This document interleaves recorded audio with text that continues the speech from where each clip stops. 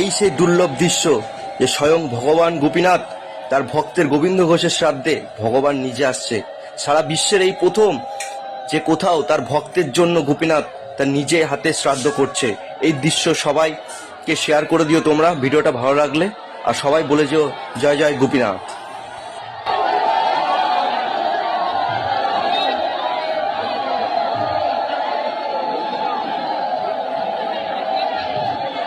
এরকম দৃশ্য একমাত্র তোমরা দেখতে পাবে এই অগ্রদীপ ধামে। সারা বিশ্বে আর তোমরা কোথাও পাবে না এই দৃশ্য দেখার।